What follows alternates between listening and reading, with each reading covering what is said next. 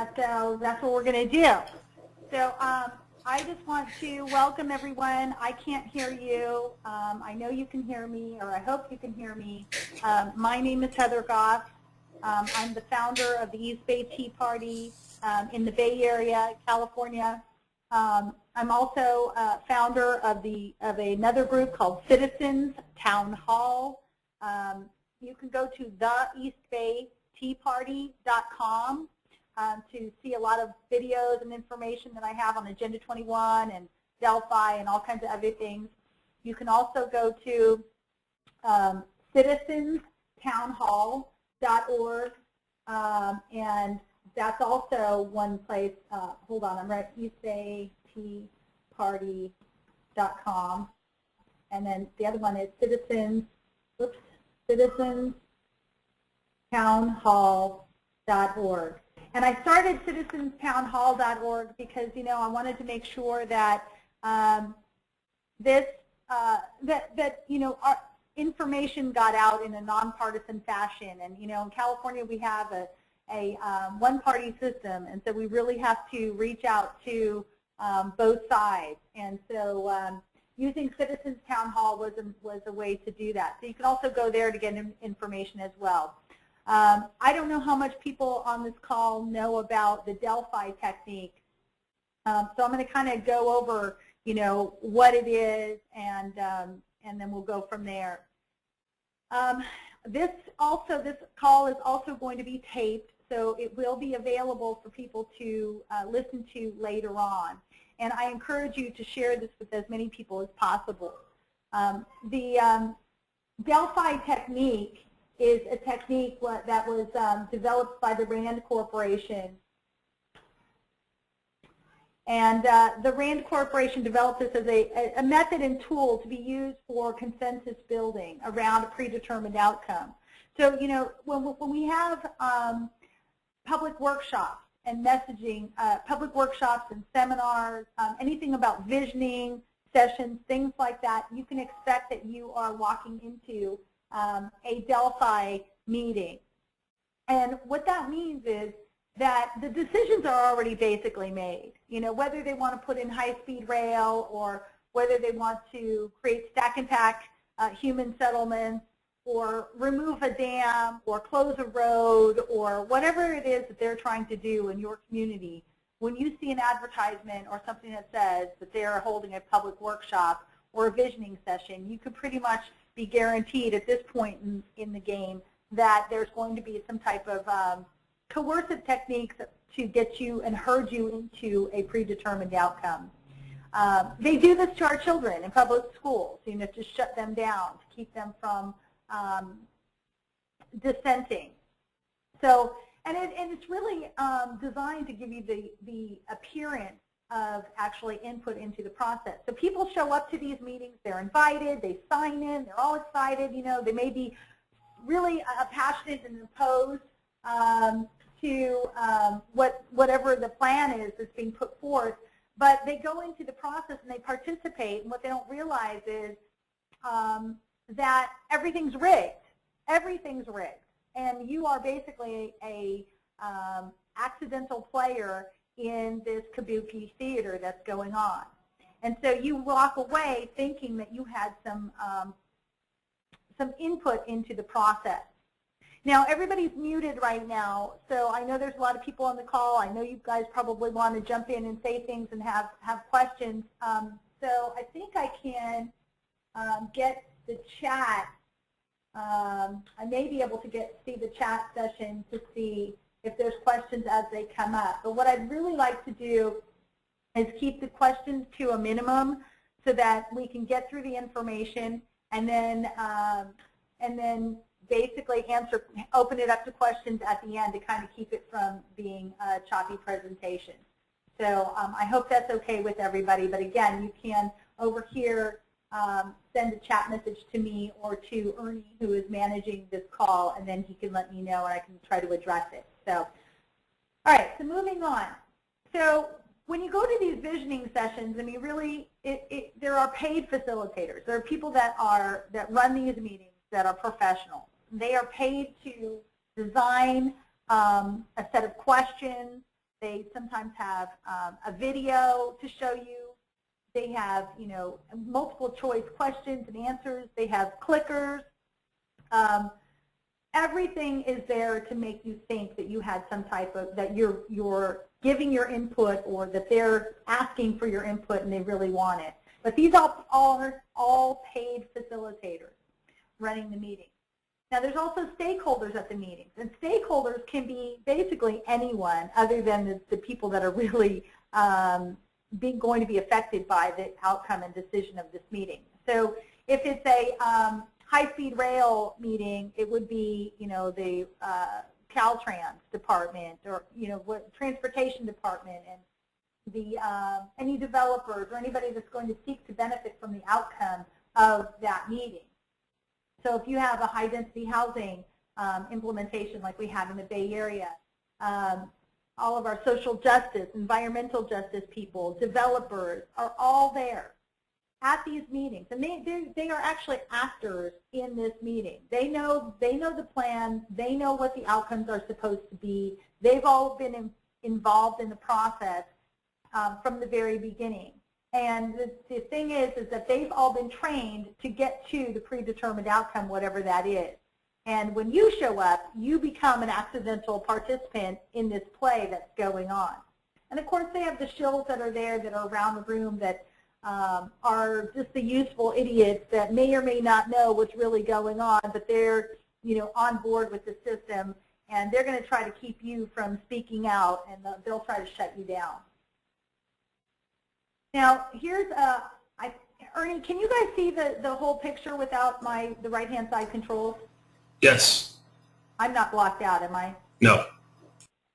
All right, so I mean, here's a meeting that we went to, and our transportation department is called the Metropolitan Transportation Commission, and that's me holding a sign, and instead of saying MTC, Metropolitan Transportation Commission, it's the Marxist Transportation Commission. And basically, I hold signs right over their heads. I walk around the room. I mean, we actually try to counter what they're doing and throw them off their game. Because, again, this is a kabuki theater. And they are not expecting the public to show up. They don't really want your input. And what we do is try to capture all of this on video and get our message out. So we're Delphi'd every day. I mean, in California, it's really bad, and I'm sure it's bad in a lot of other states as well, but you know what? Political correctness has gone amok, and we're not allowed to talk about politics, religion, pretty much anything that matters. And, this has been going on for a long time, and this is by design. I mean, we're told to shut up, sit down, making me too uncomfortable, whatever you're talking about. And so as good little conservatives or whatever, we shut down because we don't want to hurt somebody's feelings, or we don't want to, get into a confrontation. And I'm here to tell you that, we need to start giving ourselves permission to be, to talk about these things. I mean, this is why we're in this state. And we invariably, no matter what happens, you're going to be called a racist, or you're going to be called whatever, and I frankly don't care anymore. We can't stop talking about the truth, and we need to expose this technique for what it is and what they're doing.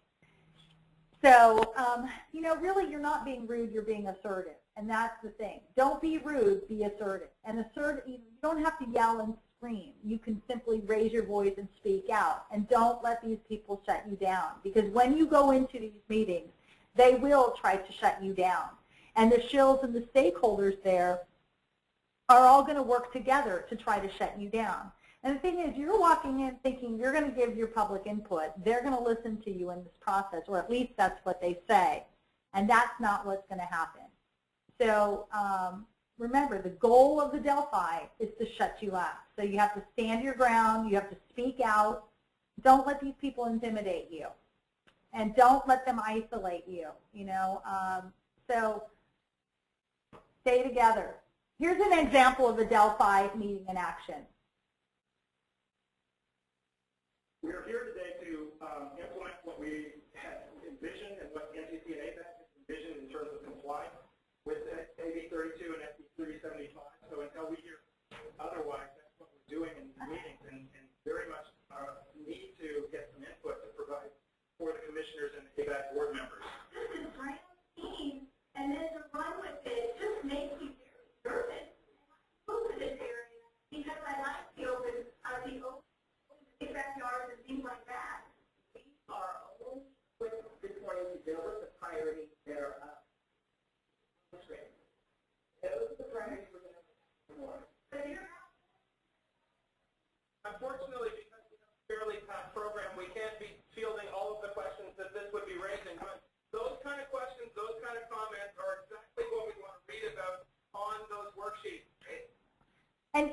just noticed, and I'm stopping it for a second, because you know when you go to these meetings, they start by saying, "Oh, we want your input. We're so glad you're here.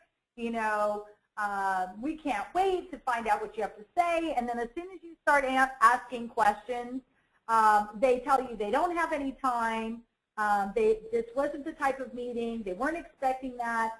They also tell you to write your questions down, or they'll tell you to wait till the end, and then they'll answer your questions. And they never will.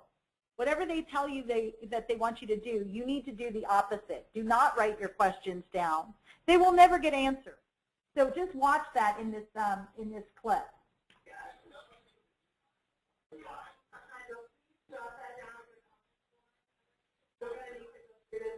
We can't change it right now.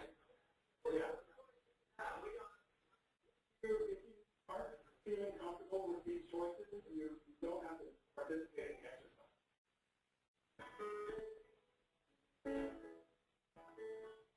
got a couple of options here. The first option we call business as usual.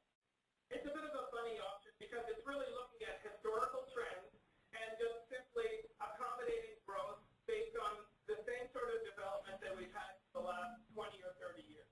The second option is plan future, where we're looking at with the sort of the existing plan throughout the Bay Area and following that. And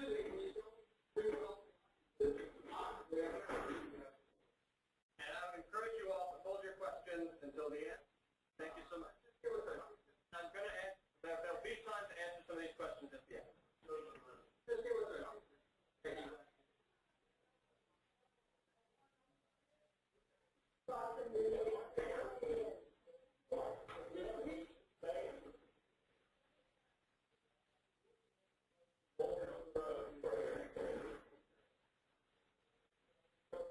You can find information about Greenbelt Alliance on your brother's site. We're going to lead us into a next exercise to try to get more of your ideas. Thank you.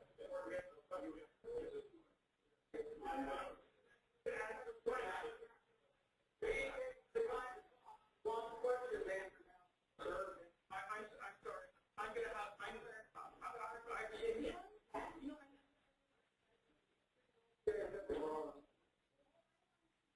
Okay. Trust the process. There's going to be lots of time for discussion. We're 200 points vote right now. Are you familiar with the group? Okay. Okay. Whoa.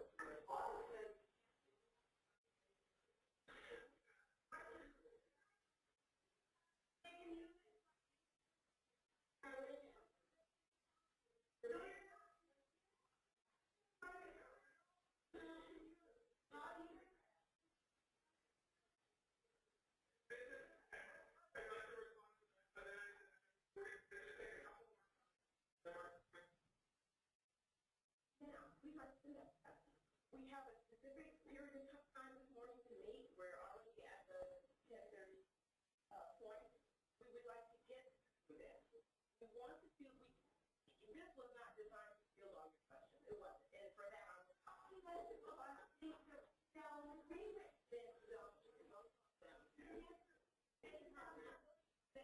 then you have to walk in the Dr. Bowman. This is.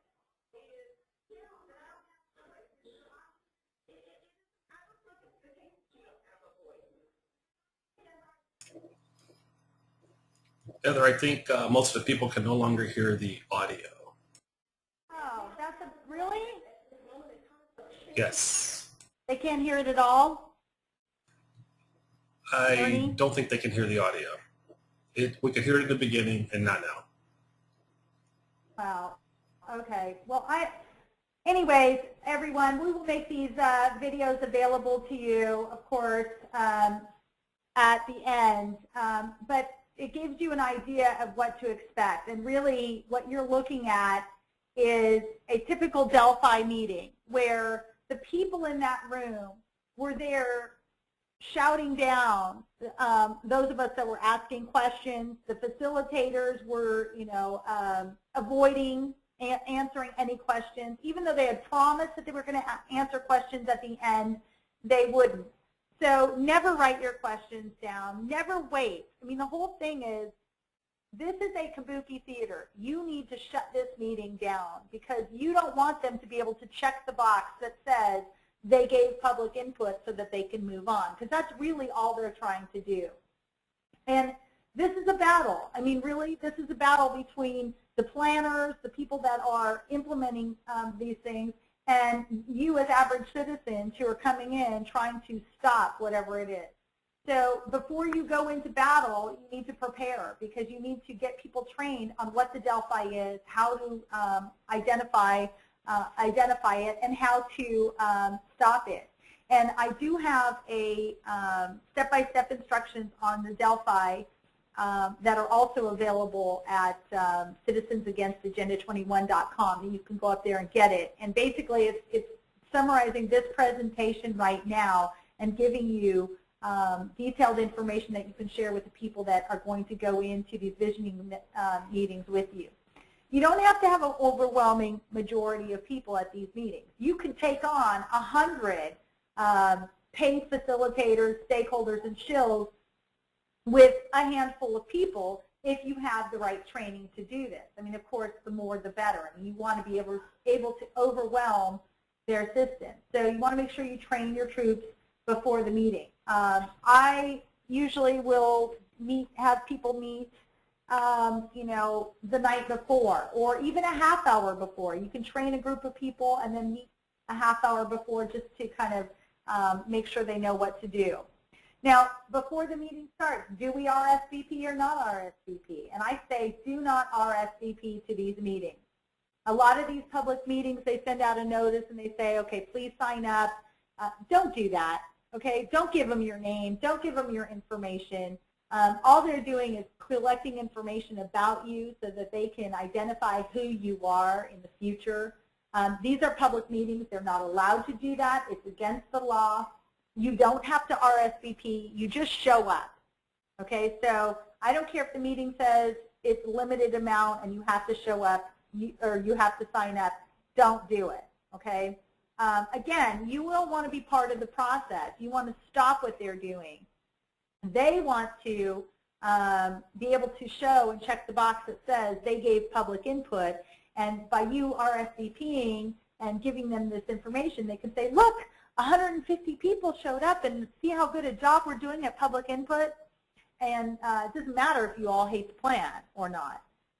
So again, don't sign up. One of the things that they did to us in the Bay Area is they actually tried to make people sign up for meetings, and they would have them identify with an option, 3 different options, like, are you a concerned citizen, or B, are you a social justice advocate, or C, are you someone who likes limited government? And so we had people signing up saying, of course, they were citizens, or you know, concerned about limited government, and basically you were already labeled for them. You know, you self-identified, and a lot of those people didn't even get put on the list. They were told that the meeting was full, and which was not true. I mean, they can't, you know, if they have a full meeting, it's their fault. They need a bigger venue, and, you know, so just show up. Don't put a name tag on, you know. I mean, if you walk into the meeting and they say, you know, they kind of herd you over to the hostess table and they say, you know, oh, we'd like you to sign in and we need to give you a name tag. Say, no thanks, I don't need one, and I'll go find my own seat. And just keep walking, you know. I mean, just keep walking. You don't have to sign in. You don't have to put a name tag on. And I recommend not doing that, especially if, you know, this is a one-off meeting where, you know, they don't know you, because you don't want them to identify you. What they're going to also do is have their own photographers going around taking pictures of everyone at this meeting. And this is, they use these pictures in their propaganda later on. We've had people who have had their pictures taken and are now in brochures for the One Bay Area plan, as if they really loved the plan. And so, you know, you need to let them know you don't want your picture taken, and don't put your name tag on, because then they have your picture and your name. So, okay, so what happens the day of the meeting? The day of the meeting is not a bad idea to have the people that you've gotten together to take this Delphi meeting on to meet down the street or something like that, like 30 minutes before. And the reason I say that is because you want to be able to visually recognize everyone in your group, so you know who's a friendly and who's not. Because once you go into the meeting, you're going to pretend like you don't know each other. Now, there's two things. There's two ways to go about this. You know, if it's a one-off meeting, okay, if this is a one-time meeting that you're going to, and the people that are hosting this meeting, the facilitators, etc., don't know you, then this is the type of tactic I would take in order to ambush them and really break up this meeting.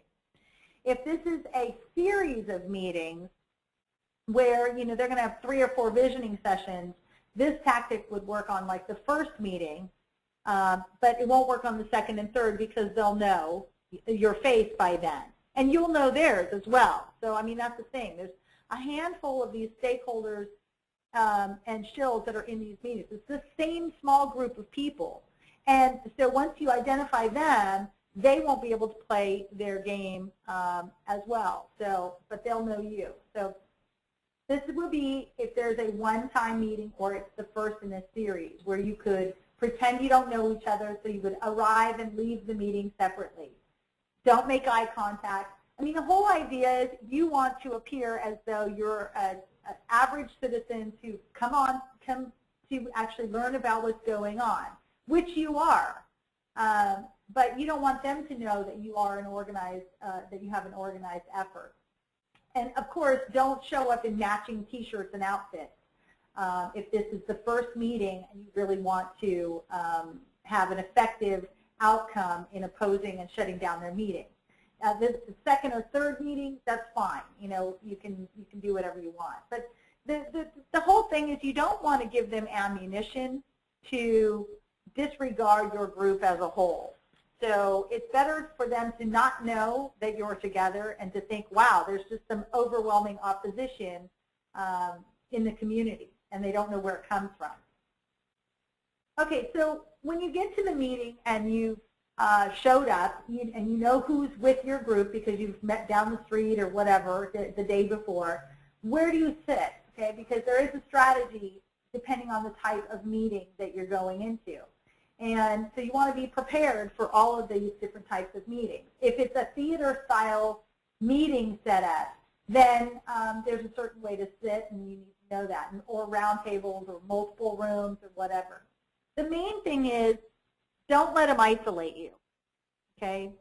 Don't let them, because they will try. They'll try all kinds of tactics, and so you really have to be flexible.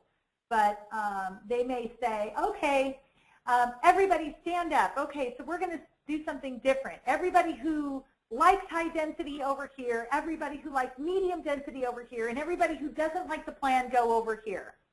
And do not follow their direction. You don't want to isolate yourself. You're there for a reason. You're there to inject yourself into their process and stop the manipulation.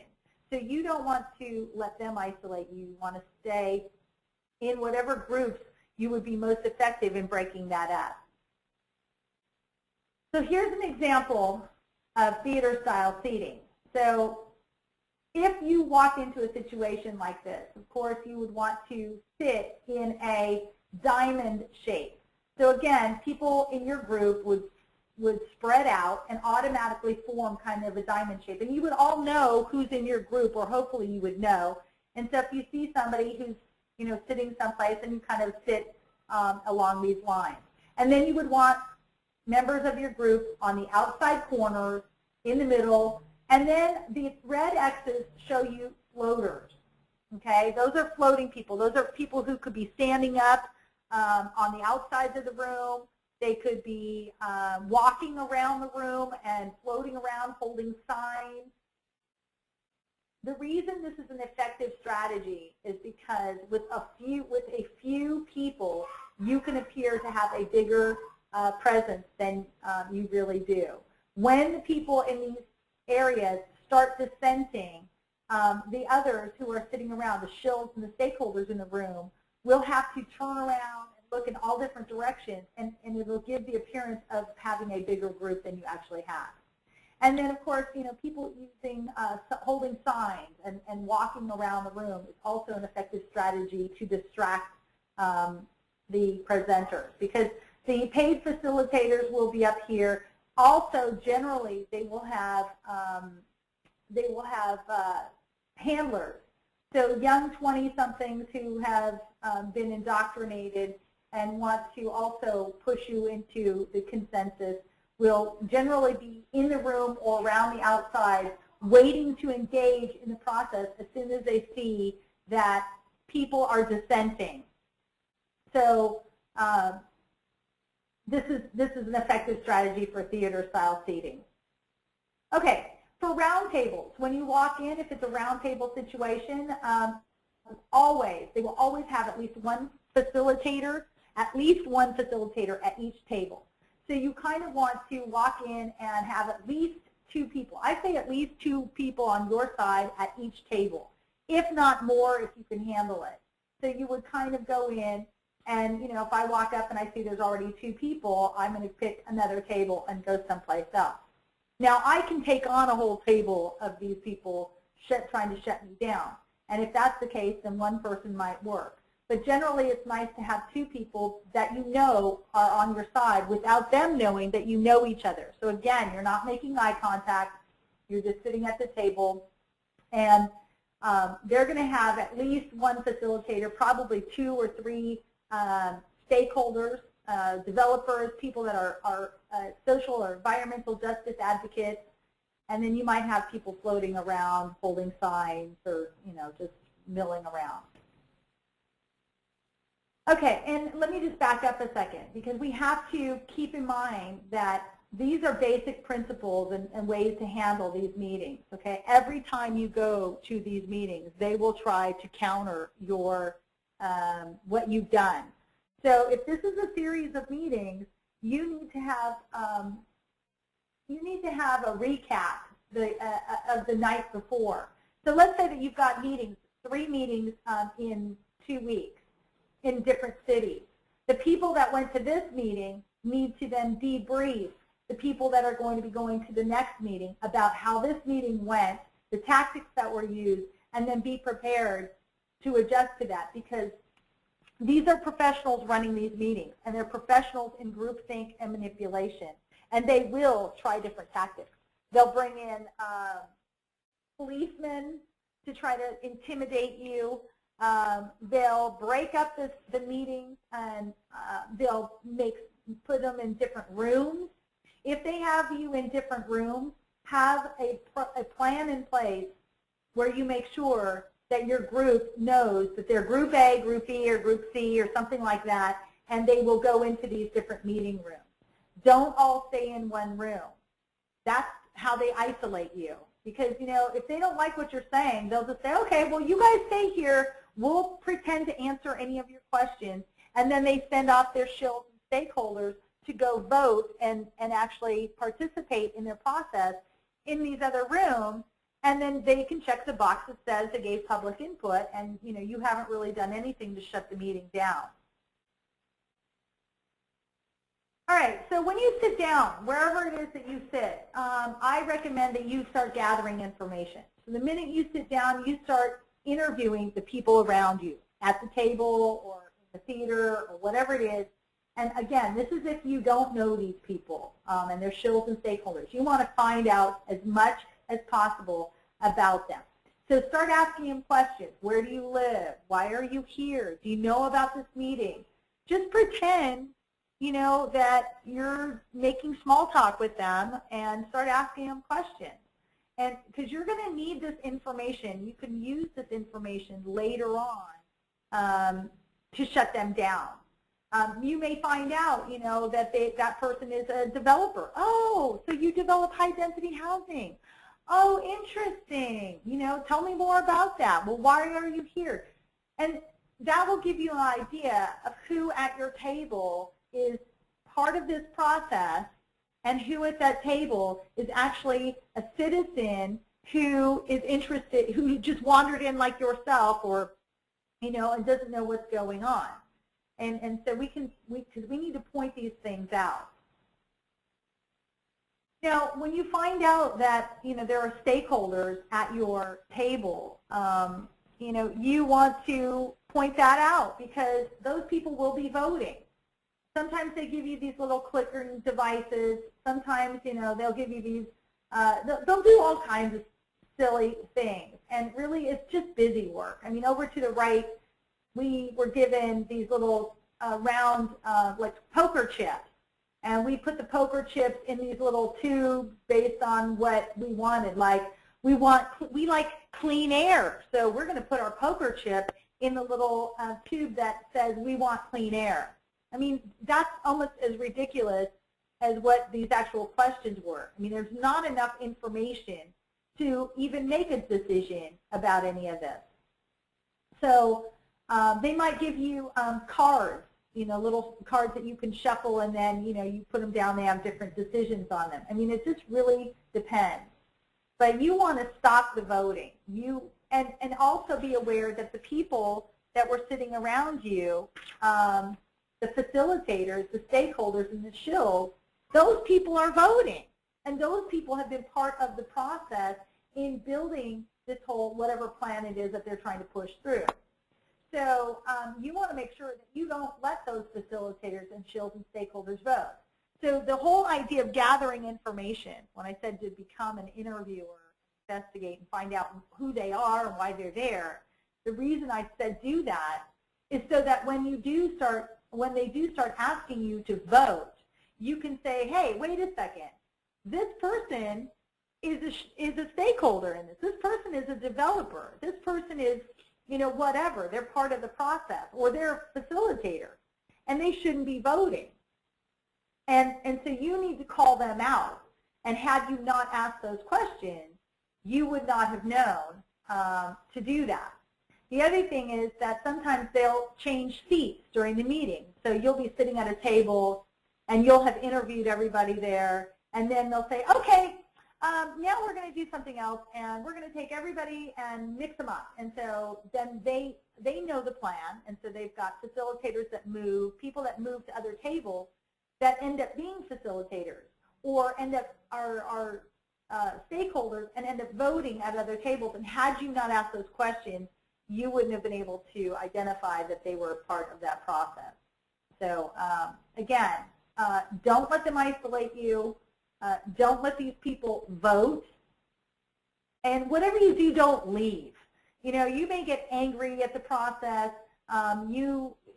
In the video, I don't know if you guys could see that, but she said, I said, what if we don't like what you're doing? What if we don't want this? There's nothing in this, in your options that says, I don't like this plan.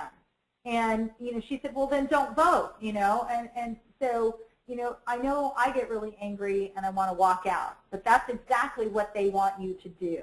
So don't leave, and make sure that these people have to deal with you. Make them deal with you. And the main thing is ask a lot of questions. Don't wait. They're going to say, if you raise your hand, they're going to ignore you. So if you're sitting down raising your hand and they ignore you, stand up and raise your hand. If they ignore you, then just ask your question. You need to be assertive. And then just keep asking those questions and don't stop. Don't let them shut you down. And if they say, well, we're going to hold questions to the end, don't do that. Don't let them get away with that. I would expect that somebody in your group should be saying, excuse me, I want to know what this person has to say. And, so let her speak or let him speak. And that way, they'll be seen as kind of, intimidating someone. And you could say something like, well, listen, this is a public input session. We're giving our input. You asked us to, and we want to hear what everybody has to say. And you just keep pressing that issue. Don't write your questions down. That's a really obvious tactic that they use. Oh, write your questions down. We'll get to them. Well, we refused to write questions down. So what ended up happening was in the One Bay Area, they actually had their people writing questions down on flip charts. but then they posted the questions, and they never posted the answers. So it's just amazing what these people will do, and they never plan on answering our questions. But again, we've exposed them for that, and we continue to shine the light on the fact that this is all a kabuki theater. And, you know, people say to me all the time, you know, well, if this is a predetermined outcome, if this is already, if the decisions are already been made, you know, what's the point? Why are we doing this? And what I say is, you know, they think the decisions have been made. These people think that they're just going to check the box and go on because that's how it's always been. And the citizens haven't showed up and protested and shut them down and shined the light on it. So, you know, if you don't show up, it is a predetermined outcome. I say, you know, we're making progress in actually teaching people about what the Delphi technique is, how to expose it, and how to shut them down, and then and expose what's happening in these types of meetings for what it really is, because it's all fraud. And you know what? You want to you can play good cop, bad cop. There's all kinds of techniques you can do. So let's say that you have someone who's sitting at a table. You know, you've got some people that are quiet and they don't really like to speak out like I do. You know, that's fine. You know, you can have people like myself, a few of us who are asking questions boldly or whatever, and then you can have somebody sitting at a table who's quiet and they can just say, well, gee, you know, to the people sitting at the table, well, gee, I wish they would let them answer the questions. I you know, really want to hear what that person has to say, and they could be quietly working in the background that way, and that also helps. But no matter what, you have to back each other up. You can't have a few people standing up there and then they get shut down and that's it. So you have to back each other up in these meetings. So here's some other tactics. You can hold protest signs, either sitting or standing. And again, these would be signs that not at the first meeting, because if this is a one-off meeting, generally you don't want them to know you know each other. But assuming this is a meeting where you know they know you, whatever, then hey, go ahead and hold signs. You know, you can have stickers and you know, put those on your clothes or on your face or whatever, so they don't have a photo opportunity of you that they can use for their propaganda pieces. And you know, you can move around the room. You know, like I said, I hold signs over their head. I walk around the room holding the sign. I'll chant, you know, before the meetings start. You know, I might say, you know, chant MTC, don't speak for me, or whatever, and we could get that a chant going. There's all kinds of ways to exercise your right to oppose, and you know, just be careful. You know, you don't want to push it too far. But you know, if you are getting to a situation where you know they've got a police officer there or something, then you know, when they shut me down and I sit down, somebody else stands up. You know, Rosa Corey will stand up and she'll start saying something from across the room. And then, you know, they might shut her down and somebody else pops up. I mean, it's like whack-a-mole. I mean, you know, the thing is we want enough people doing this where they're not going to just take everybody out. They're going to have to deal with it.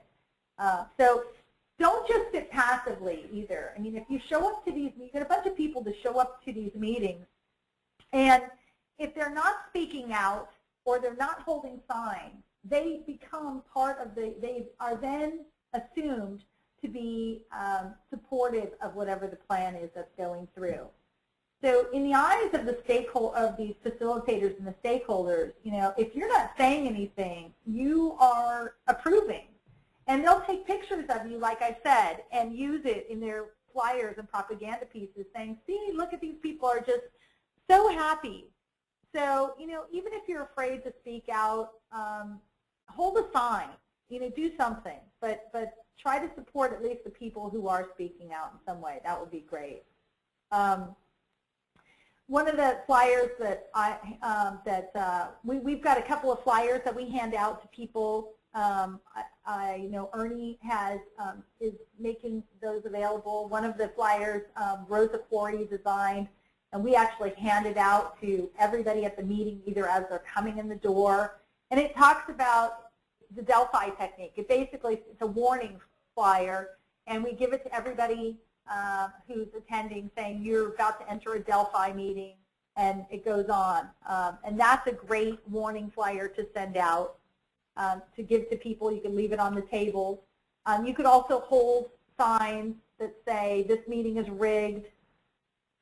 If you have an iPhone or a video camera, that is so important, okay, because you really want a video at every opportunity. The thing with these meetings is that they've usually been done in secret without the public being involved. It's the same handful of stakeholders and shills that are running everything, and they all agree with each other. And they've never had the public show up and challenge them.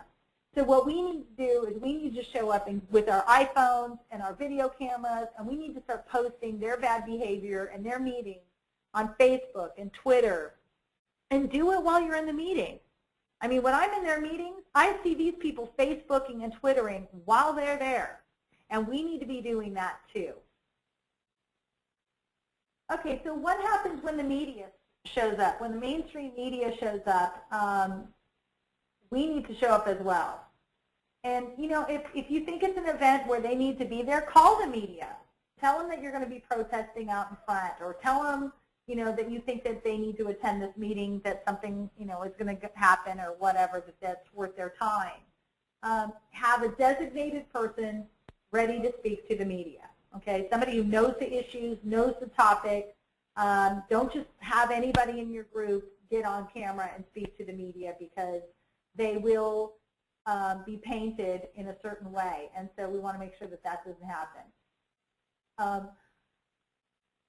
Have bullet points for everybody else if they want to, but really I would focus on only a couple of people talking to the mainstream media. And then when the mainstream media shows up, make sure that you have signs and your messaging is there, because what I've seen in a lot of these meetings is, for instance, we had a meeting in Dublin, a One Bay Area meeting, where literally the room was packed with people who were opposing the plan, the One Bay Area plan. And for an hour and a half, it was non-stop testimony from people just railing on them about this, that, or the other thing, right? Just in opposition.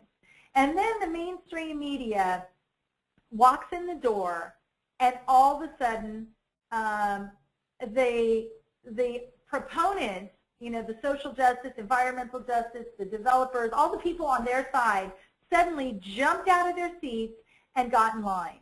And I was like, oh my God, they know that this is game time, because the last hour and a half didn't matter. I mean, it didn't really matter. But when the media showed up, it suddenly looked like, 8 or 9 people in a row loved the plan. And that was so far from the truth. Those 8 or 9 people were probably the only people that liked the plan in a room full of, 400. But because they know how to play this game, they know how to get their message out, they know where they need to be and when, just instinctively, I guess, and we didn't. And that's something that we need to work on. So, when the mainstream media showed up, our people should have jumped in line, and that didn't happen. So, unfortunately, that was one meeting that didn't go our way as far as the media points go. But the other thing is, when the media is there, you can, even if they're interviewing someone who is a proponent of, whatever it is they're trying to do, you can be standing behind that person with signs showing, saying that this is a rigged meeting and whatever it is your message is. So be behind that person and move around to make sure that your messaging gets out there. And then if the media walks out the room, if the reporter walks out the room, go follow the reporter and go get an interview, and or stand behind the person who's giving the interview. Make yourself seen. Get your message seen. These are just some examples of that meeting that I was just talking about. It was standing room only. In fact, they were trying to get us to get out of the, they were trying to tell us that the fire marshal wanted some of us to leave because there were so many people in opposition. And we demanded that the stakeholders in the shills be the ones that leave the meeting.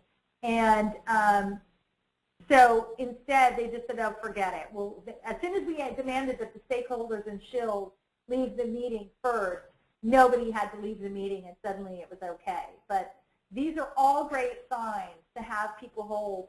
So if they don't want to speak out, at least hold a sign and be seen. Here's a video. I hope you guys can hear it. It's me addressing a question about open space.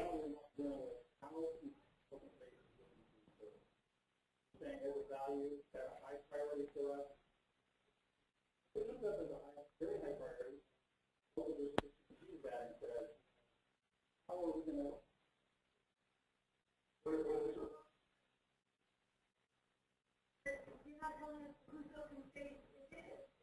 Government property. I'm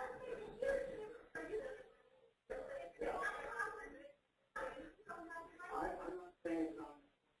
It is government property. That's different. No. You say it's a dollar. You don't have somebody else's property.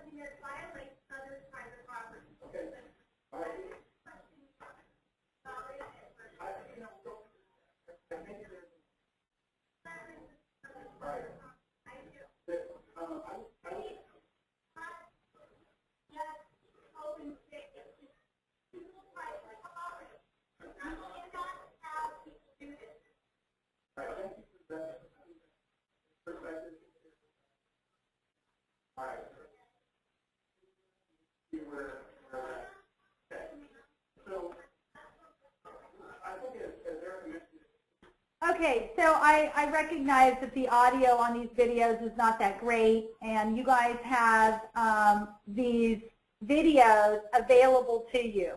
But basically what you just saw was I was asking a question of the presenter, and to the right and in front of me, this woman at this round table was completely turned around and really attacking me. And I kept focused and I kept asking the questions, and she continued to try to derail me. And just so, and that's the kind of thing that these people do. They try to shut you down. The guy behind me laughing right here is a stakeholder. All of these people now I recognize. This was one of the very first meetings that I had ever been to, and I didn't recognize these people. But now that I've been to enough of these meetings, they know who I am and I know who they are. And he was amused because he knew I was shutting hers back down.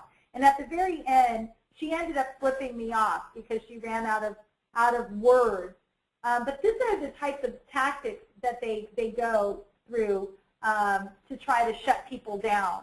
I apologize for the videos, but again, we will have them available. And the other thing is there's a lot of videos that you guys can watch about these visioning sessions on Tea Party Television, and both of the websites that I told you about, the eastbayteaparty.com and or citizenstownhall.org. And you can take a look at some of the things that we've posted up there, because every time we go to a meeting, we videotape it. That's absolutely critical. The thing about these meetings is if you go to these meetings and you are successful in shutting it down, if you don't videotape it, you might as well not have gone. It's almost as if it didn't happen, because in their report to whomever, the commissioners or whoever asked them to put this meeting together, they will simply make up the facts. They won't report on how bad it was, and nobody will know. So the way that we are having such success in the Bay Area is that we are bringing in our own camera person. And when we walk in, when we first started doing this, they would try to shut us down and say, no, I'm sorry, you can't videotape or whatever. And we just said, where does it tell us that? And we just keep walking. And we do it anyway. In fact, right here, the picture that you're seeing here is me with the microphone interviewing people. So this is in the hall of one of these visioning sessions before it had gotten started. And I'm actually there with our camera person, Steve Kemp, who's a fabulous guy doing this for free. And we interview people on both sides. And then we walk into their visioning meetings and we interview as well. So we're disrupting their process. And, you know, usually we do it before the meeting starts, but, you know, and they can't stop you from doing that. And they can't stand that. But like I said, the main thing is to get everything on video because you want to be able to show later on what really happened and the true nature of these meetings. And so if you don't videotape it, you know, that it's not, you know, it's not the end of the world, but it's really, really critical. I can't stress that enough. So even if you have an iPhone or something that you can get it up there, get it on YouTube, and that will really help you expose what they're doing. Okay, so what I've been showing you are paid facilitated meetings. These are not Delphi, you know, but what happens when you go to a city council meeting or supervisor meeting or, you know, some kind of state level hearings, okay? So I want to make clear that I'm not advocating that people go barnstorm, you know, city council meetings and state level meetings or supervisor meetings with these tactics, okay? That's not what I'm advocating. They're two different things. Your city council and your supervisor meetings are not Delphi. You basically are Delphi because you're shut down. You're usually given 1 to 2 minutes per person to speak, but they're not considered Delphi meetings in the sense that they don't have paid facilitators. These are people that you've elected, and this is a public hearing process. So you want to make sure that you are a little more respectful. Generally what happens when you go into these types of meetings, you want to go up to the front. They generally have speaker cards. You grab a speaker card and you can either put your name down, a fake name, whatever, and just identify what agenda item you want to talk about. Now, when they publish the agenda, there's generally 2 options, 2 points where you can speak. There's a public comment period, which is generally just a, you know, if you want to speak, but you're not specifically addressing an agenda item, then you can speak in the public comment period, which generally is at the beginning of the meeting. And at the public comment period, you can talk about anything. You can sing the national anthem if you want to. I mean, they can't stop you. So it's a very good tactic also to speak at the public comment period and filibuster. You know, if you want to speak twice, speak at the public comment period about something and then speak in the agendized item period. Because, you know, 1 minute and 2 minutes is just not enough. You do not have to give them your real name. You do not have to tell them where you live. I know that they love to ask you, you know, who are you and where do you live? And the reason they like to ask you that is because they want to know who you are, number one, but they also want to know whether they should care about what you have to say or not. Because if you don't live in their district, they don't care what you have to say. So they can discard you because you're not a constituent, you're not a voter, and you're not a threat to them. So, but you do not have to divulge that information. Now, sometimes you can also give your time to someone else. So let's say that, you know, I have a long speech that I want to make, and of course I can't make that in, you know, 2 minutes. So somebody else will sign up for a speaker card. 2 or 3 people will sign up for speaker cards, and I can attach those to the back of my speaker card, and they will write on there, give my minutes to Heather Goss, you know, and then I can speak longer. That's one way to do it. The other way to do it is, you know, when they call somebody's name, that person can say, I give my time to, this other person. The other way to do it is you can break up your speech. So multiple people can say the speech consecutively if you want to do that as well. So there's a lot of different ways that you can handle this in a public hearing. But again, these are not Delphi meetings, so you want to be respectful. So that's basically it. I had a couple more videos for you guys to watch, but since the videos aren't working out so well, then I thought you guys can go look at them on your own. The first one is just a really good example of somebody in our group who is speaking out against the One Bay Area plan and turning their idea of social justice on its head and really making them look like racist. And that's important because, this whole thing is, this is an issue that gets brought up over and over as, something that they are pushing for social and environmental justice. And so anyway, you can take a look at that one. And then the name tags video is just a video showing us videotaping all of the name tags for the people that have signed up and exposing them to the fact that they're all shills and stakeholders. They're not, that we know, and that they're not the public. And then the last one gives you an idea of what the, there's a wildland workshop that we went to, and it just shows you what went on there. So I hope that you guys got something out of this. I'm going to open it up to questions. I wish the videos worked out a little bit better. And so, Ernie, can you open it up to questions? Yes, I can. All they have to do is make sure they take off their mute buttons. And I've got Gloria. If she's available, she had a question. Okay. Gloria, there is a mute button there. If you can just click it.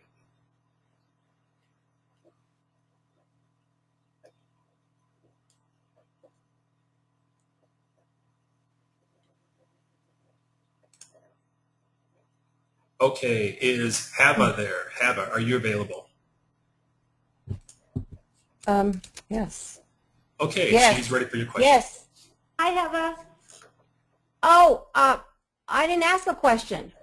Oh. Oh, did you have a Sorry. question? You had your hand raised. I'm sorry. Oh, I'm sorry. I must have clicked something by accident. Sorry. Okay, no problem. No problem. If you have a question, just hit the raise your hand button, and I will get to it. I see Karen has her hand raised. Karen, do you have a question? Karen Brackett. Hi, can you hear me? Yes. Yeah, I can hear you. Yes, can you hear me? Yes. Hi, Heather.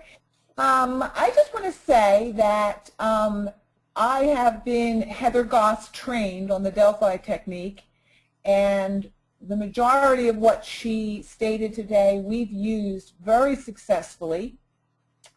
We even went to a meeting that we found out about on short notice with 3 people and shut the meeting down after 15 minutes. So these techniques, as long as you take the time to train and organize and work together as a team, really do work. They work so well that the consultants here in Tennessee totally changed their way of conducting meetings, and now they use a thing called a charrette. And there's no tables, there's no real opportunity for you to stand up and make a whole lot of noise and ask a whole lot of questions. So I just think that that might be a technique you want to add to this training, and I'd be happy to tell you how we've kind of addressed some of the things, but if you don't know what to do, it really is kind of overwhelming when you get there and you look at it and you go, okay, where's the round tables? Okay, where's the seating? Oh, you're right about that, and that's the thing is, look, these are basic, core Right.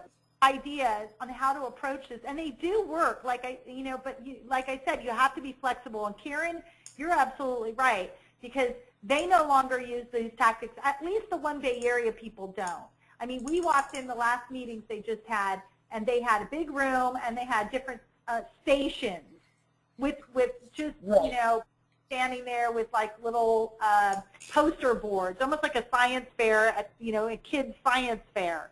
And, you know, but then they have another room where they were doing public I again, you know, you got to do what you can. You know, in that case,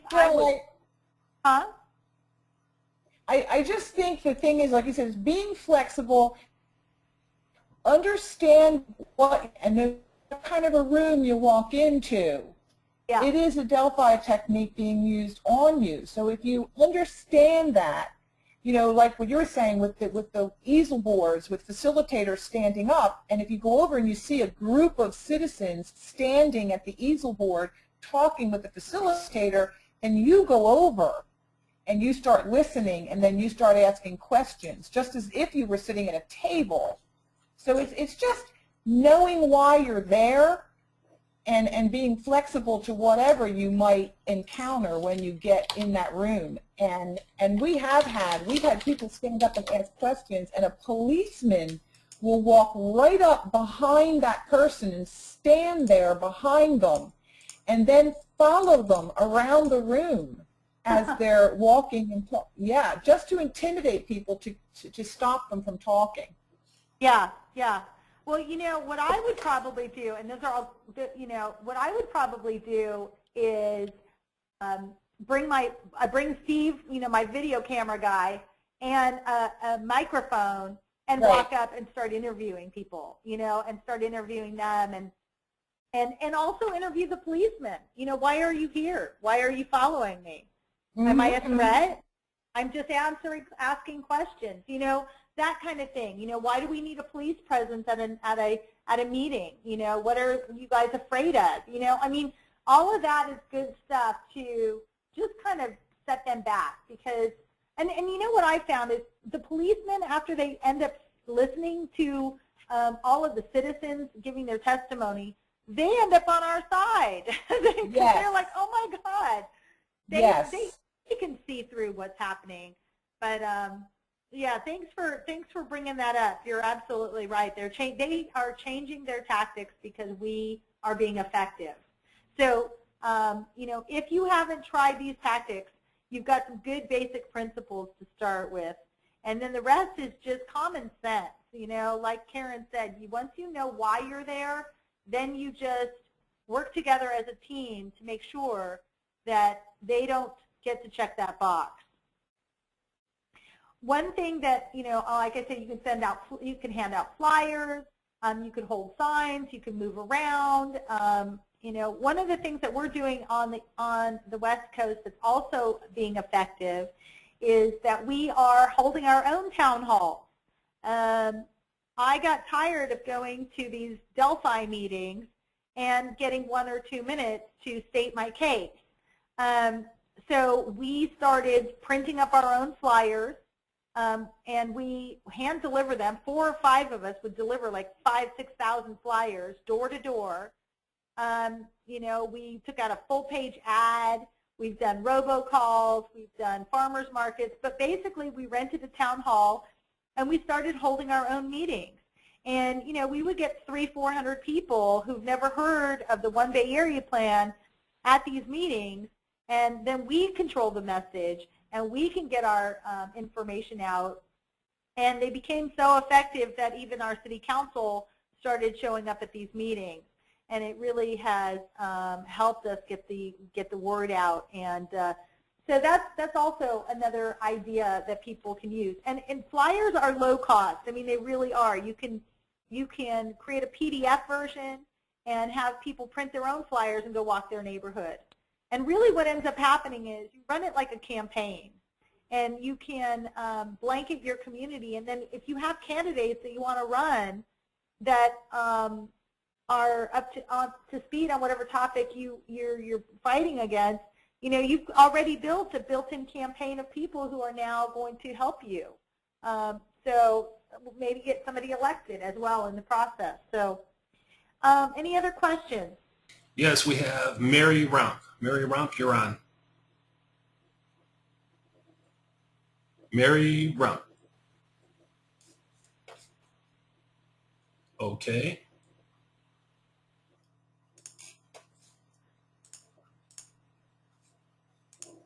Hava, you're on.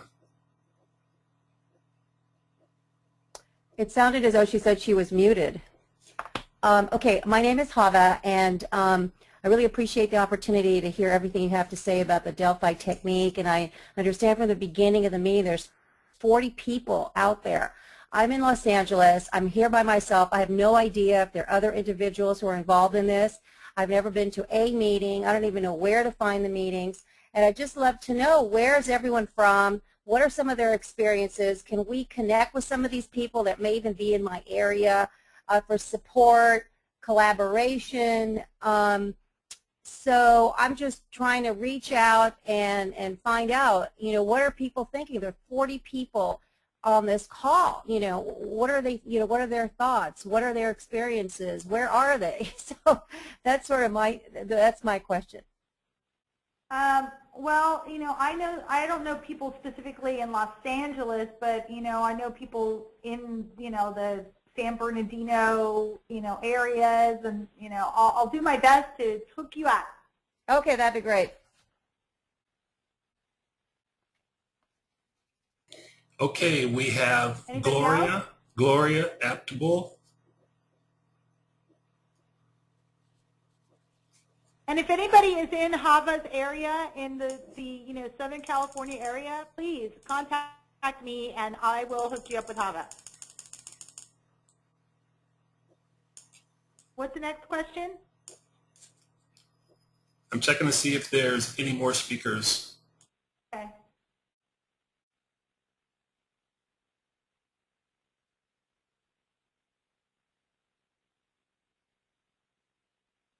And everyone, thank you for attending. I did not expect the overwhelming response for this type of training. I just decided to share what I've been doing with the Delphi, and I hope that it was something that will help your group. And I look forward to communicating with each and every one of you. I mean, if you individually want to email me or want to talk about it, let me know. I'm more than happy to do that.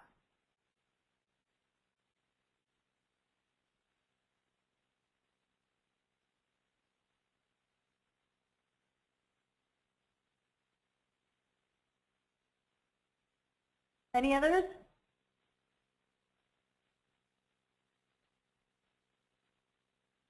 Are we, Ernie? Hello? There are no more questions. Ernie? Yes, no more questions. No more? No more questions. Alrighty then. I guess we're done here. Our work is done for today. Thank you very much, everyone. Have a great day. Go take down a Delphi meeting, videotape it, and send it to me.